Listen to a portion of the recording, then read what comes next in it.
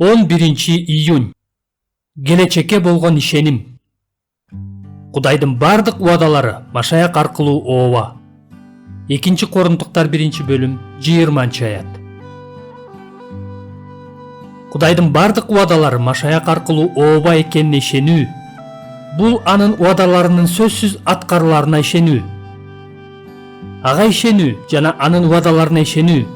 Бул эки башка ишеним эмес. Ыйсага ишенүү жана Ыйсанын куткаруусуна ишенүү.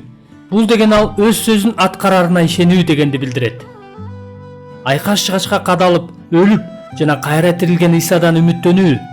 Бул келечекке, түбөлүк жашоого жана эч нерсе биздин анын сүйүүсүнөн ажырата албастыгына жана биздин жыргалчылыгыбыз үчүн аны менен биргелешип иштөөгө эч ким тоскоолдук боло албастыгына ишенүү.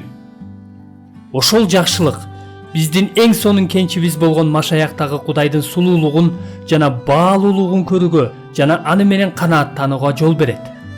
Бул бакыт биз үчүн түбөлүккө болот деген ишенимибиз Кудайдын даңктуу ырайымына, айрыкча Кудай Өз Уулун аябастан аны баарыбыз үчүн берген ырайымына негизделген.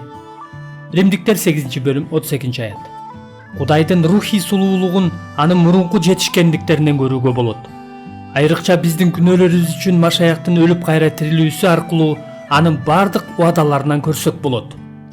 Анын эң алгачкы ырайымына болгон ишенимибиз бул Кудайдын биз үчүн ар бир мүнөткө, ар бир саатка, ар бир күнгө жана түбөлүктүү кылымдарда көрсөтө турган ырайымына ишенүү.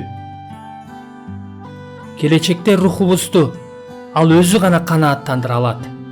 Эгерде биз Машаякка болгон чыныгы ишенимде жашоону кааласак, анда биз бул келечекке ишенишибиз керек жана ошого ылайык жашашыбыз керек. Анткени Машаяк бизди ушундай жашоого чакырган. Эгерде азыркы ишенимибиз, Машаяктын ичиндеги азыркы жыргалчылыгыбыз, анын бардык убадалары Машаяк аркылуу ооба экенин камтыбаса, анда ал кызмат кылуу үчүн Кудай бере турган күчкө ээ болбойт. 1 Петр 4-бөлүм 11-аят. Келечектеги ырайымга болгон ишеним тууралуу ой жүгүртүп, Кудайдын убадаларына ишенүү жөнүндө үстүртөн гана ойлонгон ишенимден алыс болууга жардам бер деп Кудайыма сыйынам. Бул сонун жана керемет нерсе.